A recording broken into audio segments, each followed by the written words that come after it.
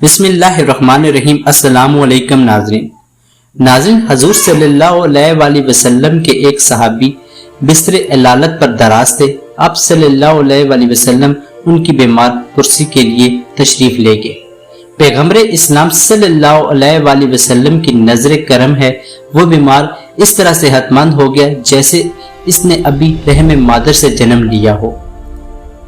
اس نے عرض کیا کہ مبارک ہے وہ بیماری جس کی وجہ سے آپ صلی اللہ علیہ وآلہ وسلم میرے در پر تشریف لائے۔ پیغمبر اسلام صلی اللہ علیہ وآلہ وسلم نے اس بیمار صحابی سے دریافت فرمایا کہ کیا تم نے کوئی ایسی دعا کی تھی جو تمہارے لیے وبال جان بن چکی ہے؟ اس نے عرض کیا کہ میں نے اپنے گناہوں سے اس قدر خائف تھا کہ میں نے اللہ تعالیٰ سے دعا کی کہ یا اللہ مجھے آخرت میں کوئی تکلیف نہ دینا، مجھے جو بھی تکلیف دینی ہے اسی دنیا میں دے دینا، لہٰذا اس بیماری نے مجھے بہت تکلیف دی ہے اور میں بے بس ہو گیا ہوں۔ اگر آپ صلی اللہ علیہ وآلہ وسلم تشریف نہ لاتے تو نہ جانے میرا کیا حال ہوتا۔ پیغمبر اسلام صلی اللہ علیہ وآلہ وسلم نے فرمایا کہ ایسی دعا کبھی نہ کرنا۔ ایک چونٹی کی کیا مجال کہ وہ یہ کہے کہ یا اللہ مجھ پر پہاڑ لاد دے۔ اس صحابی نے عرض کی یا رسول اللہ صلی اللہ علیہ وآلہ وسلم میں توبہ کرتا ہوں۔ ناظرین، ایک حدیث کا ترجمہ ہے۔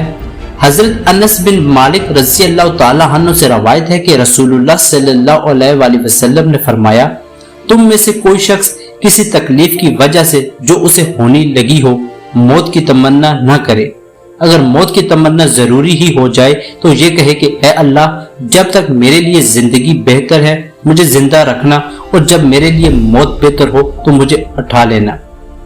ناظرین، مرد کا مرد کے ساتھ زنا کا انجام۔ ایک مرتبہ حضرت عمر کے زمانے میں ایک نوکر لڑکے نے اپنے مالک کو قتل کیا۔ کیا معاملہ حضرت عمر کے پاس کیا۔ جب حضرت عمر نے لڑکے سے قتل کی وجہ پوچھی، لڑکے نے کہا اس نے میرے ساتھ زیادتی کی ہے۔ حضرت عمر کے پاس یہ اس قسم کا پہلا مقدمہ تھا۔ حضرت عمر رضی اللہ تعالیٰ عنہ نے کیس حضرت علی کے پاس بھیجا۔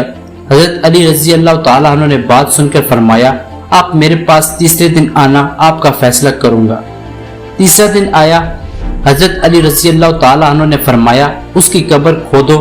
قبر کھودی، اس مالک کی قبر میں اس کی میت نہ تھی۔ حضرت علی رضی اللہ تعالیٰ عنہ نے فرمایا لڑکا سچا ہے، کیونکہ نبی پاک صلی اللہ علیہ وآلہ وسلم کا فرمان اقدس ہے جو مرد کے ساتھ بدفعلی کرتا ہے یا کرتے ہیں اللہ اس کو تیسرے دن قبر سے اٹھا کر لوط کی قوم میں ڈال دیتا ہے۔ اللہ ہم سب کو اس لعنت سے محفوظ رکھے، آمین یا رب العالمین۔